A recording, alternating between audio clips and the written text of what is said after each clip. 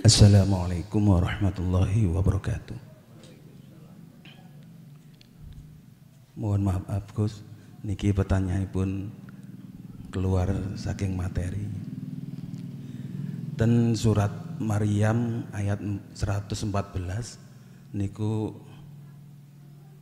waosane Bismillahirrahmanirrahim.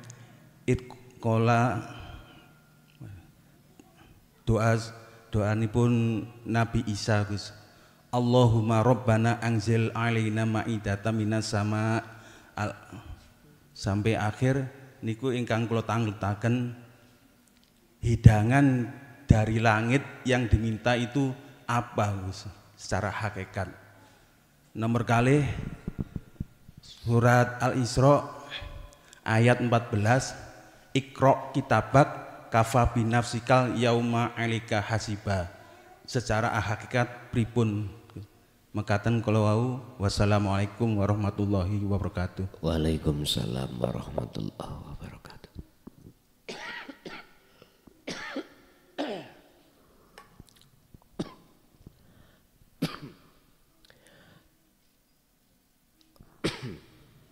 Wis ngerti watuk nusik rokokan. Kula iling mbok biyen iku tahu nyeneni abah. Ji. Watuk nusik rokokan. Jawab lu wenowak. Kucing lu gak tau rokokan ya wah. Watuk. Ojo ndelok rokoke poong.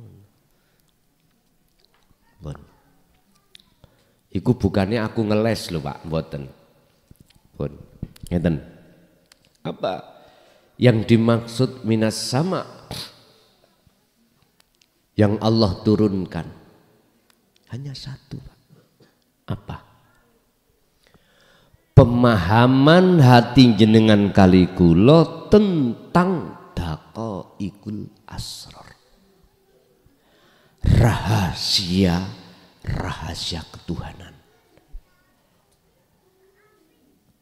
Kalau bahasa syariat sih masalah tuyo. Dunia ini kalau tidak Allah turunkan air dari langit, tidak ada kehidupan. Tanah akan gersang. Di sungai nggak ada air. Pak Tani nggak ada. Yang namanya tandur-tanduran, gersang, tandus. Hati sama. Jikalau tidak Allah turunkan wahyunya dari langit, maksudnya adalah pemahaman tentang dinul hak, dinut tauhid, ajaran hakikat, mesti jagati ruh hati jenengan gersang, akan menjadi tanah yang mati. Itulah yang disebut fi qulubihim maradun fazadahumullahu marada walahum adabun adzim. Hati yang mati udah situ. Kita nanti akan terus susah, gelisah, sugih ya susah, melarat apalagi. Apa susah wong sugih? Kelangan sugihe. Punya jabatan ya gelisah. Kalau kelangan jabatan. Apalagi kita dijatuhkan melarat. Asli enak wong melarat loh. Gak wedi kelangan melarate. Gak wedi kelangan sugiye karena wis melarat. Sing gak duwe jabatan ya gak kuwatir kelangan jabatane. Ya ora duwe. Bapak Ibu. Ini yang disebut hati yang mati. Tapi gak terasa mati. Kata orang Jawa, padang urip. tatkala itu diturunkan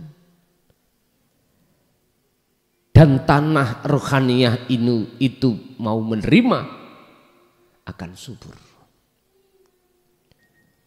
Artinya Bapak Ibu, jenengan akan ada nur mir rabbihi, ono cahaya ilmu dalam hati sampean, buai paham. Akhirin jenengan bisa ngraosake. Ketika sebelum diturunkan wahyu itu dan sesudahnya ruhaniyah, jenengan bisa membedakan hati ini. Ketika menghadapi berbagai macam problematika urusan dunia, aku yakin lebih anteng. Jenengan tadi waktu punya kekayaan, yo gak takut kehilangan kekayaan, dadi wong melarat. Karena Anda sudah tahu sejatine makhluk itu melarat. Orang duwe la haula wala quwata. Semua itu ila billah datangnya dari Allah. Sadar. Akhirnya jenengan gak gampang nesu, gak gampang hasut.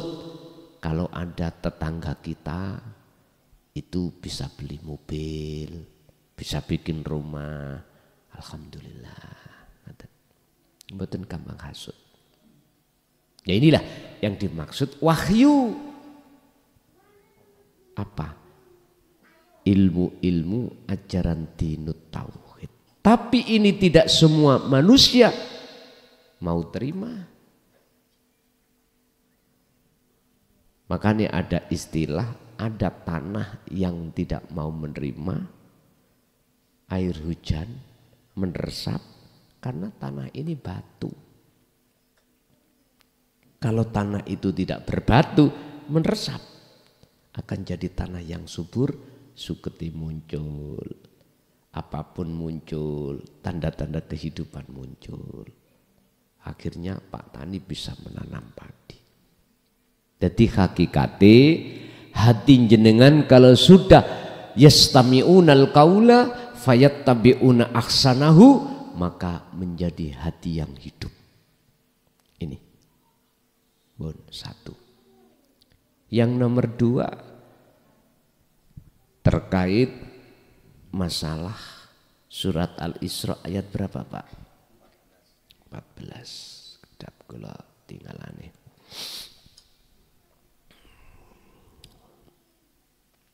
Surat yang ke-17 ya. Surat Al-Isra. Ayat berapa tadi? 14.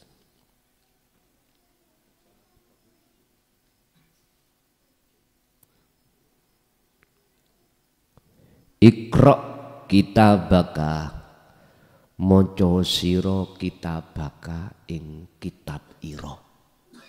Mana kitab jenengan? Ning ati. Berupa kudrat iradah, takdiri. Bacalah dalam kitabmu. Kafa binafsikal yauma alaika hasiban.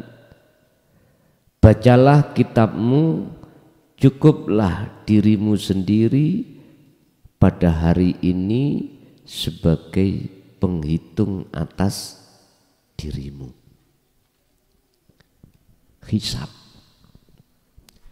Anda kalau sudah bisa membaca Al-Quranul Qadim, yuk kitab ning awak sampean.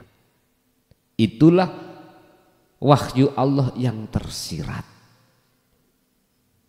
Maka Anda akan mengerti sejatine sing wujud iku sapa, sing agawe ya sapa, yang berperan siapa, yang berkehendak siapa, jenengan akan tahu di dalam kitab itu. Tapi siapapun Anda tidak akan pernah bisa membaca kitab itu manakala di dalam hati kita masih ada syirik pada Allah. Enggak bisa. Inilah yang kusebut Al-Quranul Qadim. Quran tanpa dinulis tapi bisa dibaca. Yang membaca orang-orang yang berhati ikhlas, berhati solih, berhati bersih. Bersih artinya bersih, tidak ada gambar wujud makhluk-makhluk di dalam diri kita. Baru kitabnya jelas. Nah, di dalam kitab itu pasti jenengan sekarang bisa ngitung dewi.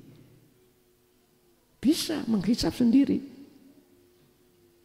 Oh, laliku sepiro, elingku sepiro. Oh, aku mau iku bertakholi apa bertajali. Oh, ternyata lakuku ada yang memungsuhi Allah, ada yang enggak. Oh, aku dolim ambek enggak. Tahu di situ. Kan gini. Ya qaumi innakum dzalamtum anfusakum bittikhatikumul ijlah. Hei kaumku, sesungguhnya kau ikut dolim pada dirimu sendiri juga sama Allah. Bentuknya apa? Bittikhatikumul ijlah. Hatimu telah mengadakan, membikin Tuhan yang bukan Tuhan. Zaman Nabi Musa berarti memasukkan pedet sebagai sesembah. Umpama sekarang saya dalam hatiku ada wujud selain Allah sing tak imani. Berarti saya telah menyekutukan Allah. Padahal bahasa dohir kula Pak, bendino ya sholat, zakat ya yo, poso nggak pernah hutang, haji ben tahun, apa maneh umroh ben bulan. Tapi hatiku sirik datang Gusti. Loh, ini nggak akan pernah bisa untuk membaca kitab itu. Kalau ini sudah bersih, baru kitab dengan sendirinya itu akan tampak nyata dalam hati jenengan. Akhirnya dengan begitu Anda bisa menghisap sekarang ini. Menghisap. Artinya hisap itu ngitung. Ngitung antara baik dan jelek ikut tahu. Kalau sudah di titik 0, bagaimana kau akan bisa ngitung lah dompet sudah tidak ada uangnya. Ono dompet Pak. Ini. Karena duit kok ngitung-ngitung, wih gua gendeng, gitu. Artinya kalau jenengan sudah lepaskan faktulu anfusakum, melepaskan keakuan kita sebagai makhluk yang wujud, yang melakukan, bagaimana mungkin nanti itu dihisab? Wong sudah nggak ada pengakuan, semua milik Allah. Walillahil masyriq wal maghrib. Semua milik Allah. Udah kalau sudah di titik 0, ya ini yang disebut bi ghairi hisab.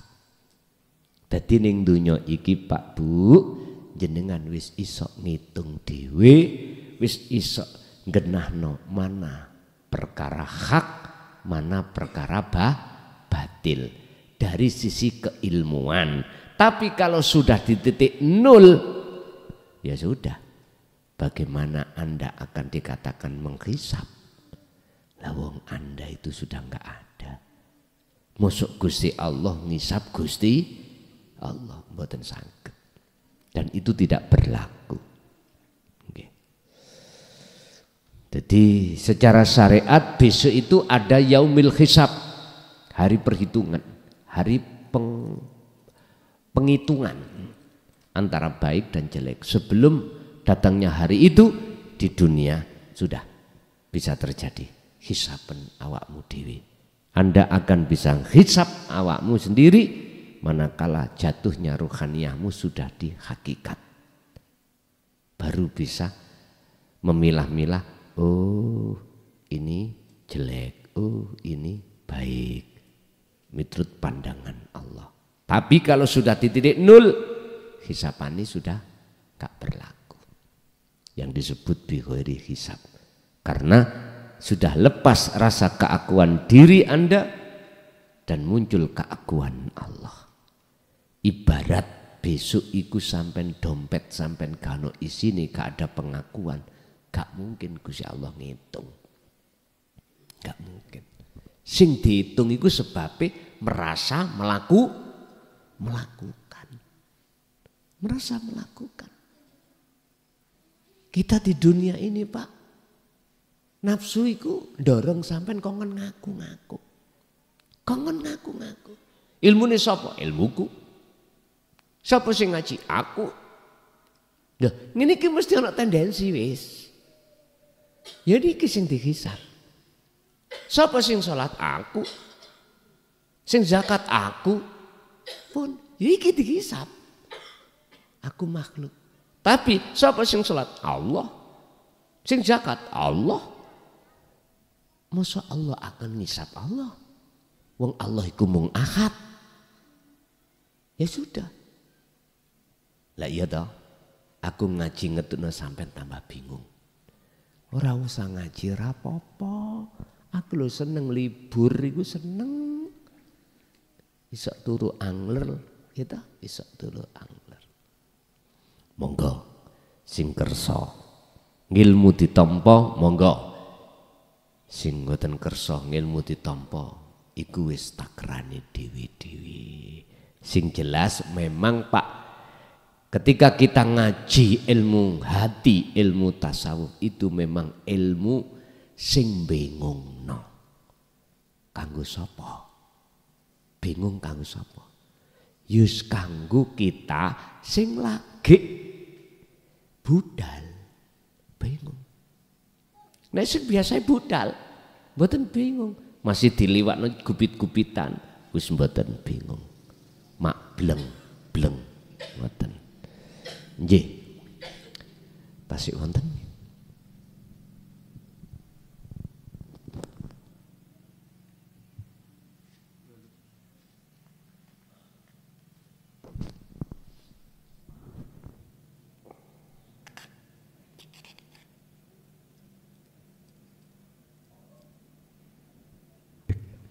Assalamualaikum warahmatullahi wabarakatuh. Waalaikumsalam warahmatullahi wabarakatuh. Kados sing panjenengan aturaken kala wau bahwa kita harus mengadakan mawas diri atau evaluasi. Terkait kali niku mungkin pertanyaan saya juga mewakili sebagian jamaah bahwa kami juga sedang mengikuti salah satu thariqah. Kalau saya evaluasi memang belum sampai saat ini belum ada tanda-tanda muncul untuk usul. Bahkan mungkin kalaupun toh muncul itu kadang muncul kadang enggak, bahkan sering enggak muncul. Nah, bagaimana kami harus bersikap dengan keadaan seperti ini? Apakah thariqah yang sedang kami ikuti itu harus kami tinggalkan? Atau ada penjelasan dan saran dari panjenengan? Matur nuwun, Gus. Menurut saya jangan.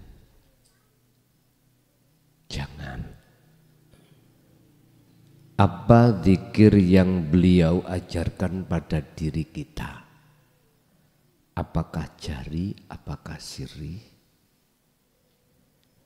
Jenengan harus menyertakan. Niki motivasi saya. Fungsi daripada zikir sirul asor yang muncul dari kalimat tauhid la ilaha illa anta subhanaka inni kuntu minadz zalimin. Ngeten Pak. Mungkin kalau boleh saya tulis.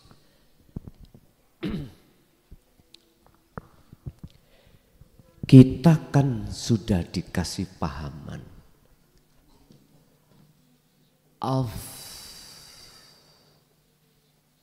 afdalul dzikri fa'lam annahu la ilaha illallah. Luwih utama-utamane dzikir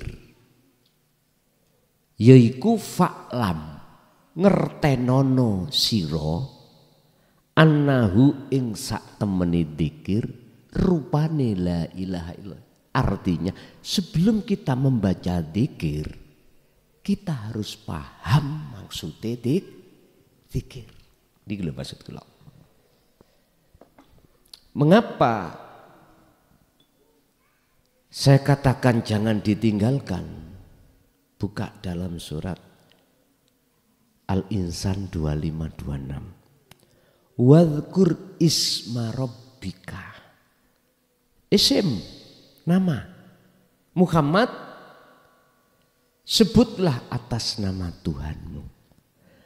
Berzikirlah kau dengan nama Tuhanmu. Iku nama. Kita kan secara dzikir jari kan nama. Allah, Allah, Allah. Nama ya.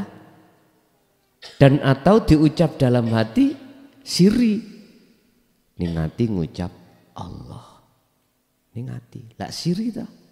Torikoh manapun itu mesti ngajarkan itu. Cuman fa'lam jenengan harus mendapatkan kepahaman daripada dzikir yang dimaksud itu bagaimana. La ilaha illallah itu. Di situ ada nafi dan isbat. Menafikan dan mengisbatkan. Artinya nafikanlah, hanguskanlah wujud sakliyane Allah yang disebut makhluk dalam hati kita.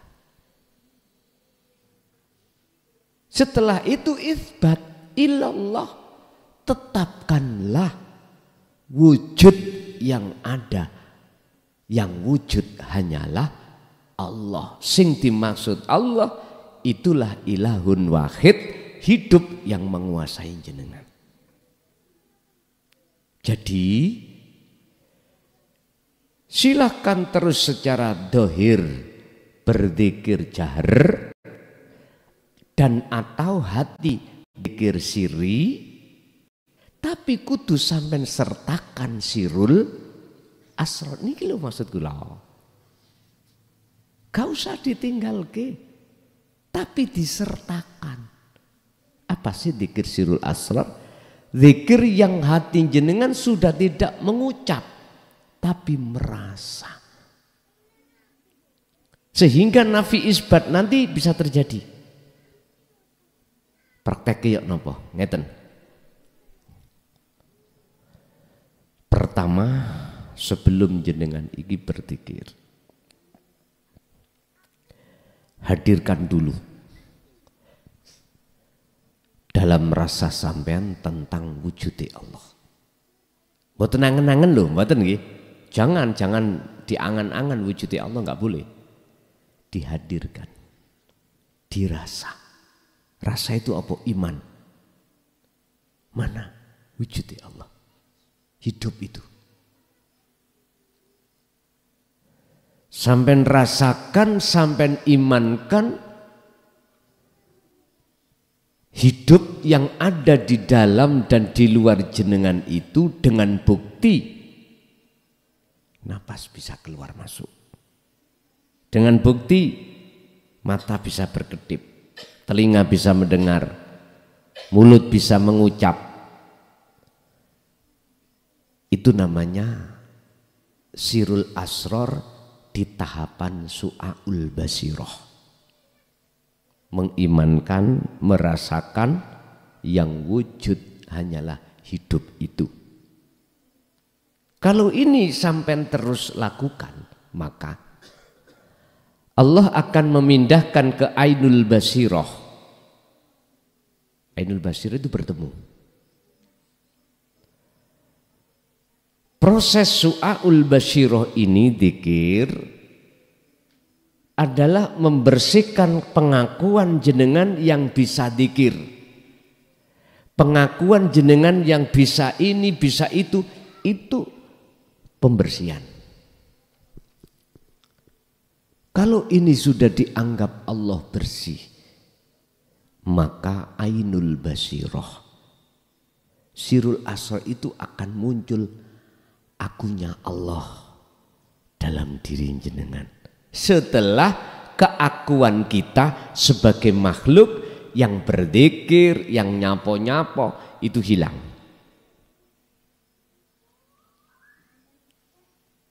Barulah yang ketika hakul basyiroh menyatakan, iki kalau di dalam jangan dikeluarkan di luar. Gini pernyataan nih hakul basyiroh. Ya sejatine aku iku wujude Allah. Bukan aku makhluk loh Pak ya. Makhluk mang tadi kan sudah fana, sudah hancur. Sehingga dijawab di dalam surat Toha ayat 14. Innani anallah la ilaha illa ana. Lah Kanjeng Nabi iku ya murui tentang dzikir niki. Di manakah itu? Surat Al-Anbiya ayat 14. Ayat 25. Wa ma arsalna min qablika mir rasulin illa nuhi ilaihi annahu la ilaha illa ana fa'budun.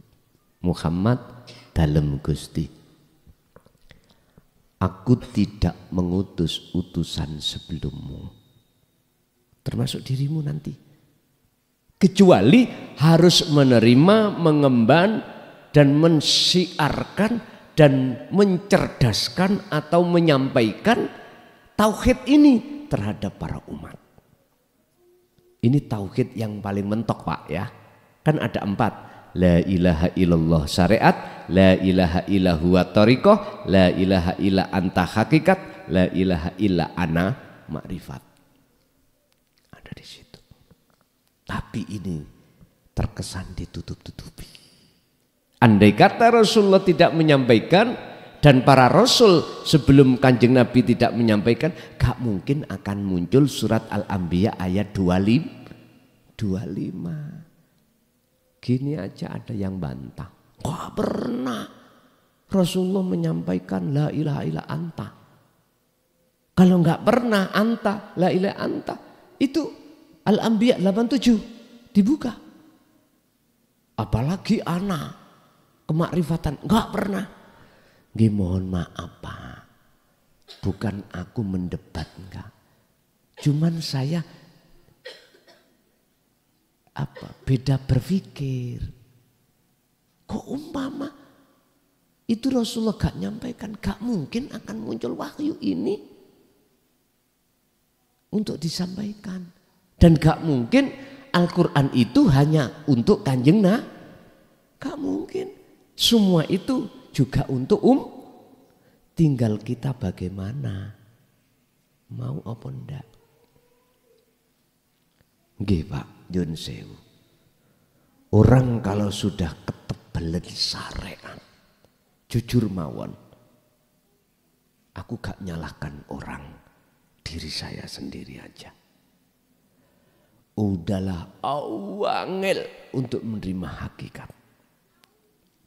Kalau kita sudah belajar tauhid la ilaha illallah dan la ilaha illallah untuk menerima anta wa ana susah. Padahal ini jelas Allah sampaikan di dalam surat Al-Anbiya. Terus andai kata kita tidak mau menerima dan mengamalkan wahyu tersebut, ya mestinya jangan ngaku-ngaku kita umat Rasul. Lalu kita meninggalkan apa yang Rasulullah ajarkan. Dan ini Pak Nyun Sewu sangat longko orang yang mau menaikkan ke tauhid tersebut. Bahkan yang banyak mengatakan dzalika dolalatun, itu sesat. Nggih pun sak kersa. Ra kenek dikandani ya monggo. Haknya kita masing-masing. Kanjeng Nabi yo gak nyalahno kok sing nolak Rasulullah gak nyalahno. Malah menghormati. Kafir dhimmi yang hidup di tengah-tengah kota Mekah gak dibunuh oleh Kanjeng Nabi, enggak. Malah beliau dawuh, sapa sing utik-utik kafir dhimmi padha mbek utik-utik aku. Ngoten Kanjeng Nabi. Kafir dhimmi itu apa? Kafir yang lain keimanan, beda keimanan, tapi patuh dengan hukum negara Mekah. Beda nek kafir harbi lho Pak. Kafir harbi itu kafir yang jelas-jelas ngejak perang. Ayo ungkalen celuritmu, pedangmu, ungkalen. Ayo kita bantai para PK. Nggak ngoten toh. Pak nyuwun sewu. Tahun 65 iki lho Pak, sing mateni wong Islam ya wong Islam dhewe. Bahasa PKI Gestapo iku digawe kambing hitam. Berarti wong pribumi gelut ambek pribumi. Wis gara-gara orang ngerti ilahun wahid. Saya melihat Timur Tengah. Podo Islami. Gelut. Paten binaten. Semua itu karena belum sampai ilahun wahid. Wis titik. Sebab kalau sudah sampai keakhatan pada Tuhan, yang ada adalah illa rahmatan lil ngalamin. Seperti Rasulullah. Dicaci yo gak nyaci, didoni yo gak ngidoni. Jadi dibalas kesabaran, dibalas keikhlasan. Itu cara Rasulullah berdakwah. Itu alias dimaklumi, lawang gak paham. Laksana ada orang buta berjalan di tengah jalan, terus ada mohon maaf pohon ringin ditabrak Pak, tas benjot. Salah enggak? Boten, karena dia tidak melihat pohon beringin. Kita maklumi. Tapi kalau sudah dikatakan, Pak, di tengah jalan ada pohon beringin. Dari sapa sih? Kau no? Ditabrak, des, bonongen. Bisa percaya toh? Nek wis percaya ya sudah.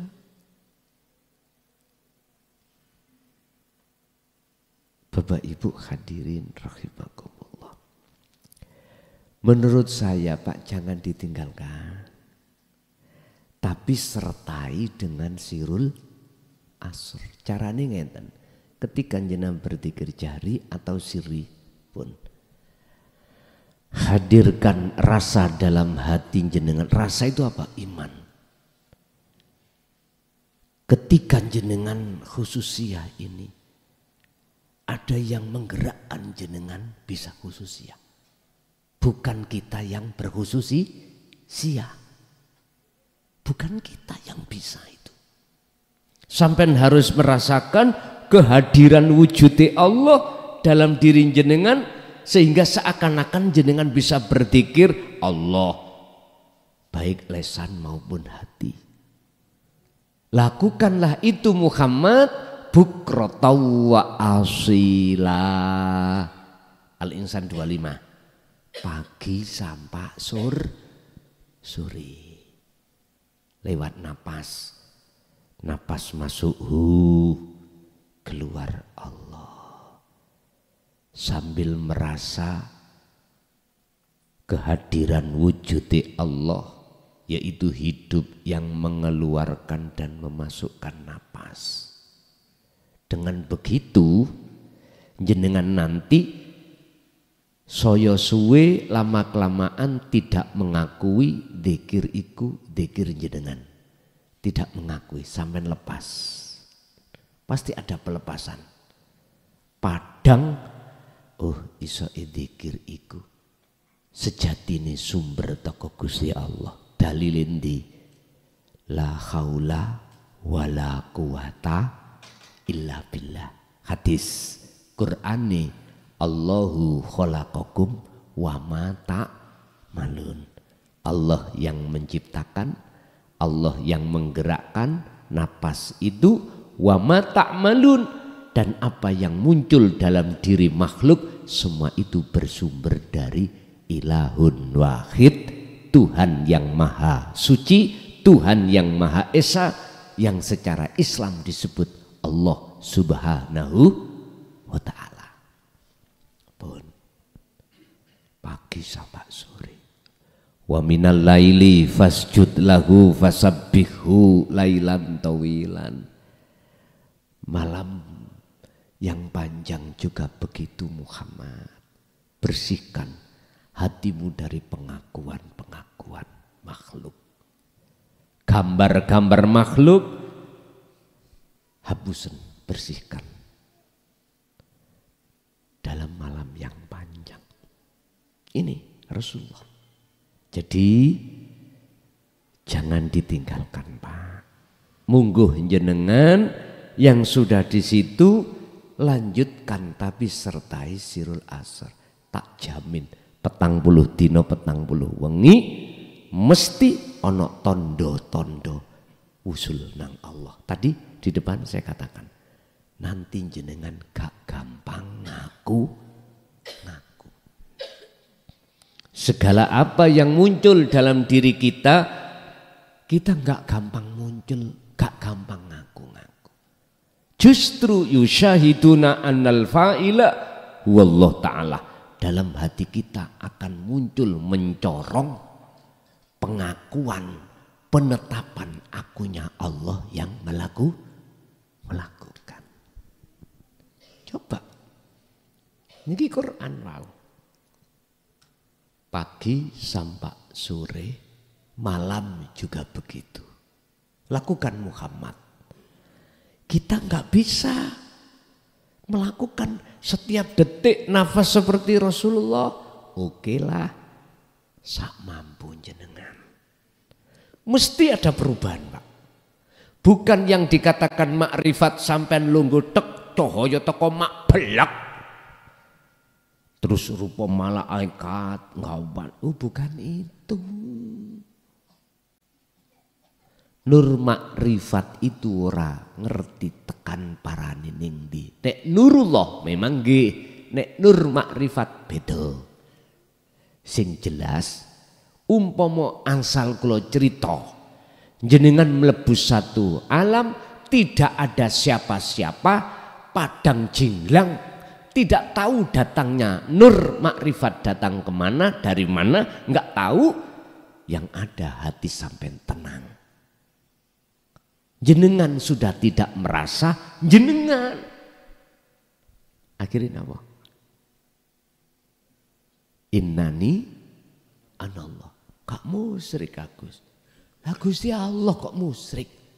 Nek Gusti Allah dhewe ya. Gusti Allah gak tahu musyrik. Sing musyrik ku kita. Ngaku-ngaku sakliyane Allah itu ada. Ini leh. La tusyrik billah. Surat Luqman ayat 13. Ya bunayya la tusyrik billah. Inna syirka la dzulmun adzim. Anak putuku, jangan ada dalam hatimu selain wujudnya Allah. Termasuk dirimu.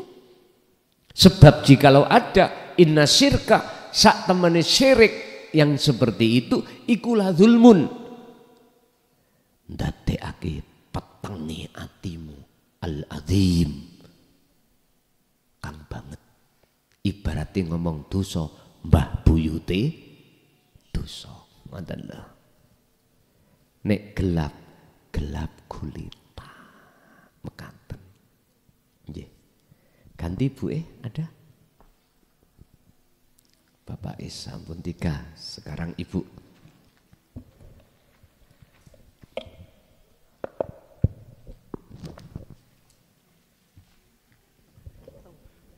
Assalamualaikum warahmatullahi wabarakatuh. Badhe nderek tanglet, yok nopo salatipun tiang sakit, sing boten purun sakit alasanipun awake najis kabeh. Lah nggih lek sakite niku sedinten rong dinten lah bertahun-tahun niku gantine yok nopo. Terima kasih. Assalamualaikum warahmatullahi wabarakatuh. Waalaikumsalam warahmatullahi wabarakatuh. Kalau yang dimaksud sholat secara syariah itu ada tatanan ilmu fikih, ya, jasmani. Ada tatanan nih, jasmani sholati, wujudi sholat syariat itu dalam ilmu fikih ada. Gini Bu, saiki ngomong fikih dulu. Jasad, nanti ngomong roh, hakikat. Sebagian kil ulama oleh karena kita sakit, gak iso obah. Baik dari sisi pakaian, kita gak bisa ganti baju karena sakit. Kalau ada keluarga untuk mengganti, alhamdulillah harus diganti.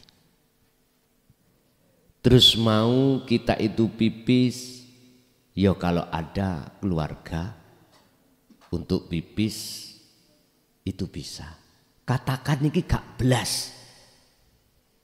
Hidup sendiri di dalam rumah, gak bisa apa-apa. Baju ini najis kabeh, terus bagaimana sholatnya?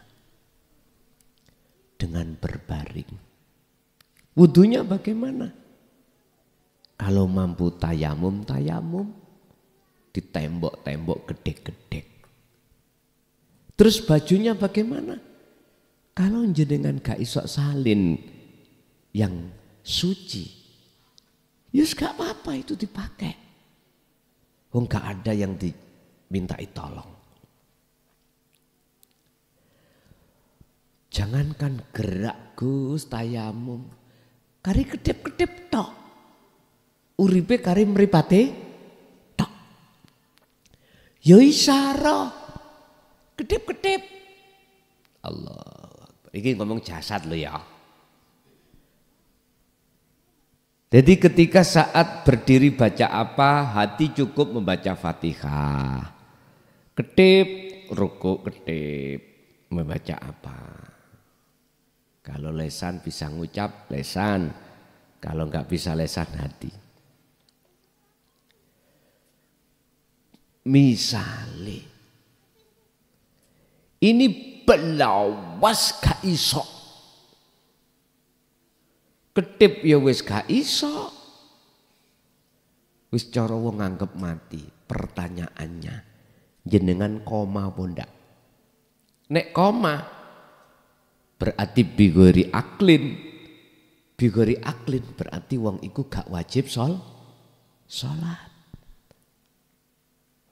Wong gendeng iku miturut hukum syariat gak wajib sholat. Ngomong jasmani lho nggih. Kita ngomong bab masalah sholat jasmani. Atau bigori aklin. Iki gak wajib. Wis, iki sebetulnya bukan bagian saya. Bagian saya sholat ruhaniyah. Piye? Kembali lagi pada aqimus sholat. Hati jenengan harus inni wajjahtu wajhiya terus. Kuhadapkan wajah ruhku kepada wajah Allah. Carane dengan dzikir sirul asrar. Itulah dzikron kathiron. Sejatine dzikir iku eling. Sejatine eling iku sadar. Kalau kita makhluk tidak wujud, sadar jenengan kalau saya makhluk gak wujud, ya iki dzikir. Akhirnya ya sadar bukan saya yang ngaji, bukan saya yang ngomong, bukan saya yang sholat, bukan saya yang dzikir, bukan saya yang bahasa mau macam. Ya inilah sejatine dzikir. Makanya mengapa dalam Al-Ahzab itu sudah mengatakan dzikron, sudah mengatakan tentang fi'il amar Udhkurullah. Mengapa dikasih dzikron sebagai faedah taukid mutlak? Kelawan dzikir sejatine dzikir kathiron turkang akeh. Wahai orang-orang yang beriman, ingatlah pada Allah dengan sejatine eling, dengan sebenar-benarnya ingat, kathiron turkang akeh. Ya ada di situ. Dzikir bahasa Arab, Jawane iling, istilahnya sadar pak ning ati kita. Kalau kita makhluk itu tidak wujud. Kalau makhluk itu enggak punya kudrat, irodah, ilmu, hayat, sama, basor, kalam, enggak punya. Enggak punya daya upaya, enggak punya kekuatan. Kesadaran hati ada di situ, muncul mesti kesadaran akunya Allah. Itulah yang dimaksud dzikir. Itulah sholat hakikatnya. Gini kau, ya iki aqimus sholah. Makanya di dalam surat Toha ayat 14 itu, aqimis sholah lidzikri, tegakkan akim loh, gak ono sing fa'ala atau wujud, gak ada. Aqimis sholah, tegakkanlah sholat lidzikri, semata-mata untuk mengingat ingsun.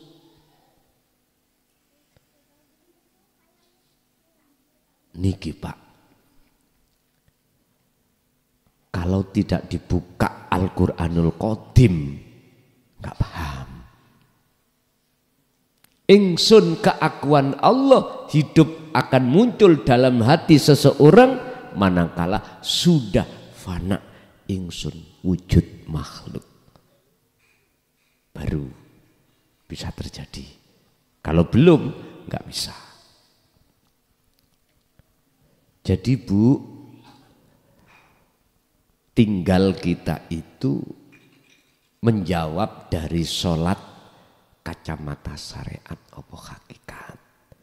Kalau kacamata syariat wis gak isok beluas, berarti kok ada yang menyauri.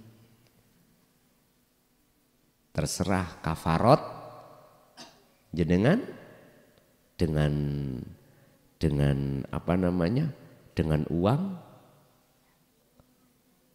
apa yang diputuskan di dalam fikih dengan apa, atau ahli warisnya nyauri, boleh, bisa jenengan nyauri lewat ahli waris berapa waktu itu mengkodok, dan atau Anda jenengan mengeluarkan harta benda untuk fakir miskin dengan hitungan sak waktu itu berapa.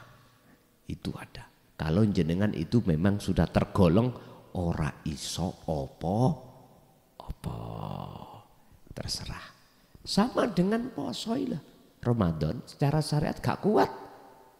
Ada caranya untuk jenengan iki ganti posone dengan memberikan makan berapa puluh orang dalam satu hari. Ada aturannya. Itu bukan wilayah saya. Wilayah saya tentang sholat secara hakikat. Begitu. Nggih. Sekali lagi Ibu.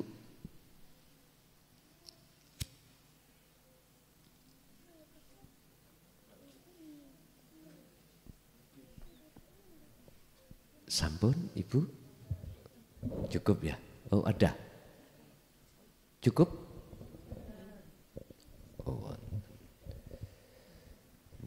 Assalamualaikum warahmatullahi wabarakatuh. Waalaikumsalam warahmatullahi wabarakatuh.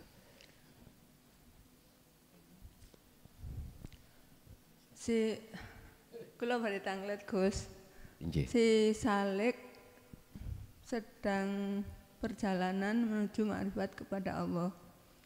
Dan mriku wonten salat niku rakaat pertama lolos, rakaat kedua lolos, rakaat ketiga lolos, rakaat terakhir niku pas tahiyat. Niku kok ical ngoten saumpami diwangsuli malih ngoten das pundi. Terus ten mriku wonten susah tapi mboten wonten alasanipun susah niku sing disusahi napa.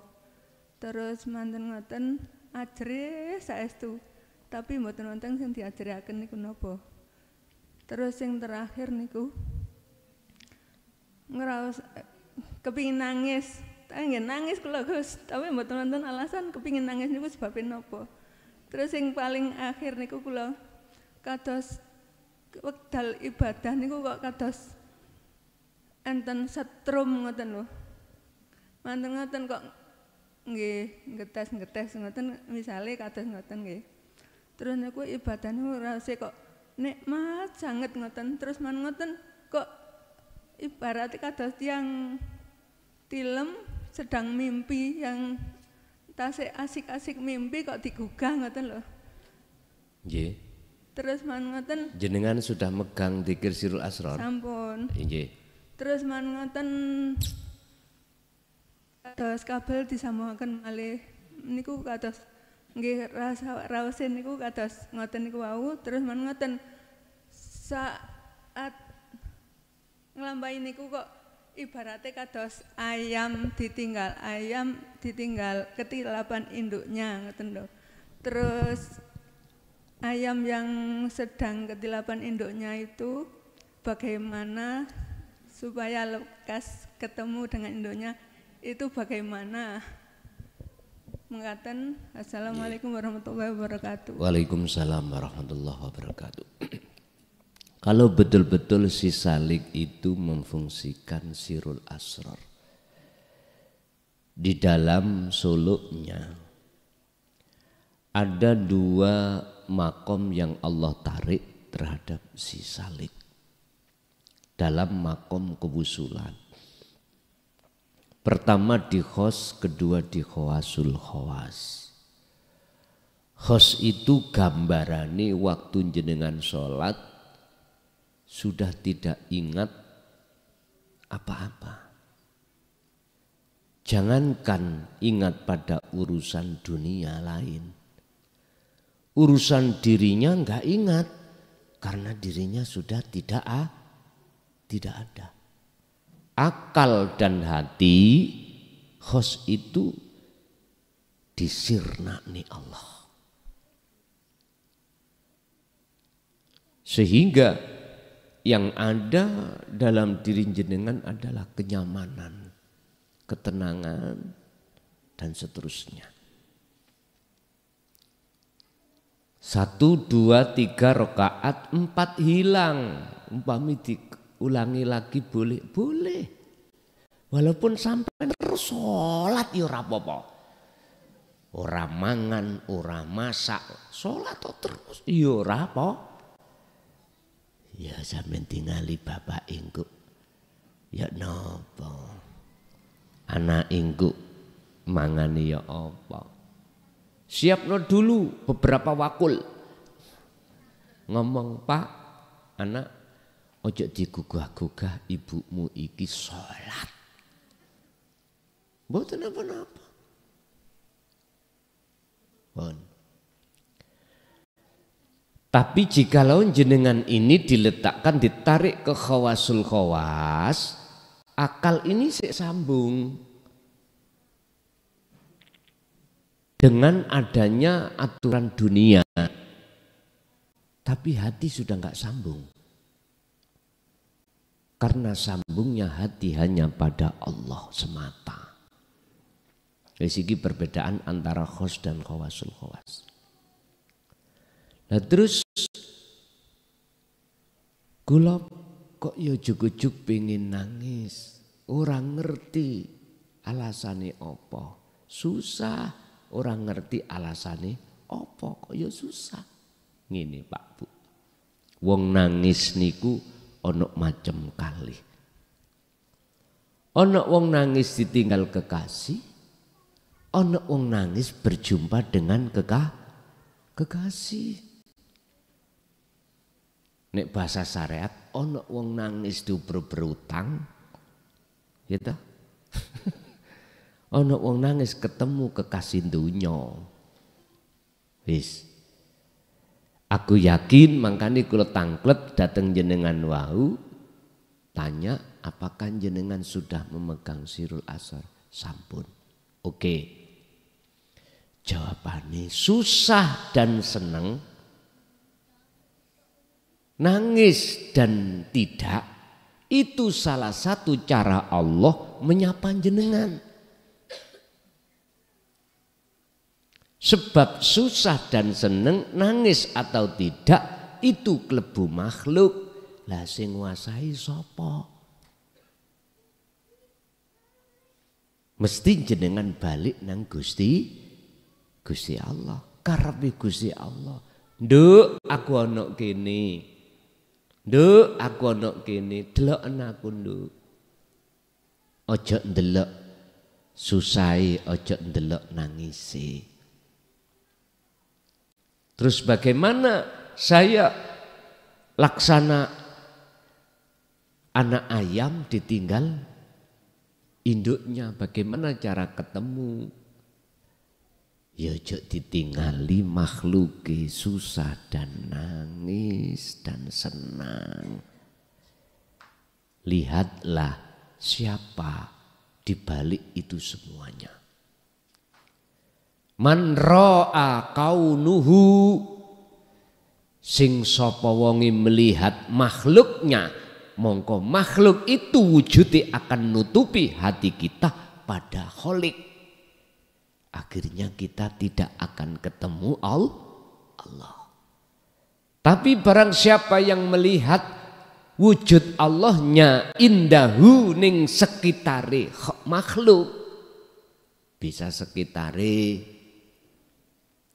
qoblahu ba'dahu, sesudah dan sebelum,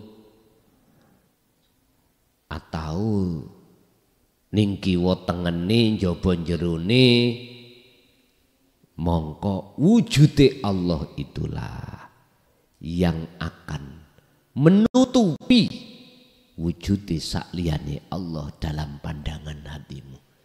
Akhirnya yang tanpa, yang wujud hanyalah wujud kang sejati. Itulah Allah Subhanahu wa ta'ala. Terserah nek jenengan kepingin ketemu mboke, ya sampean kudu nyatakno wujude mboke, sebab mboke ikulah yang melimputi atas segala hal makhluk itu. Ketika saat hati jenengan nyawang Allah, maka sirnalah wujud sakliyane Allah. Kaifa yutasawwaru heta, apakah mungkin hatimu bisa ditutupi perkara selain Allah disebut makhluk? Lah wong Allah wujude ana ngarepe makhluk, burine makhluk, kiwa tengene makhluk. Innallaha sak temene Gusti Allah ala kulli syai'in, ing atase saben-saben suci iku mukhitun kang nglimputi. Berhubung kita ndelok makhluke, mongko gak nyoto wujud Allah. Tapi jikalau kita melihat wujud Allah, maka enggak tampak, enggak nyata wujud makhluki. Sehingga Allah zahir, Allah batin sudah nyata. Allah batin yang laisa kamisli sayun, Allah zahir ya nyoto wujud raimu kabeh iku yang wujude tanpa ono sing nyerupai. Ono sing padha? Enggak padha. Buka sifat salbiyah Allah, wahdaniyah. Itu sifat salbiyah. Wujud kidam, nek wujud iku adalah sifat nafsiyah. Yang nomor 2 sampai 6 itu salbiyah. Kidam, bako, mukhalafatul lil khawatis, qiyamuhu bi nafsihi, wahdaniyah. Wahdaniyah inilah yang wujudnya. Huwal awwalu wad-dhahiru wal batinu. Tapi Anda tidak boleh untuk mengatakan wujud Allah dhahir ya rai kita. Enggak boleh. Jikalau masih tampak nyata wujud makhluk. Awak dhewe nek sik ndelok ayang-ayang gak oleh.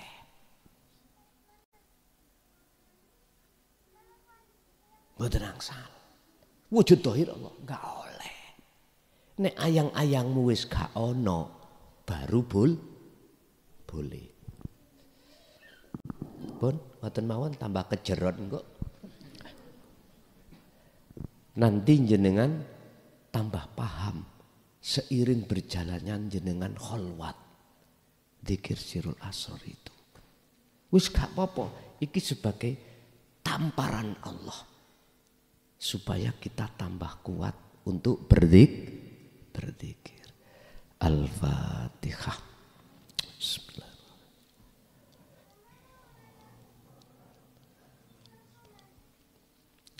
Akhirul kalam. Assalamualaikum warahmatullahi wabarakatuh.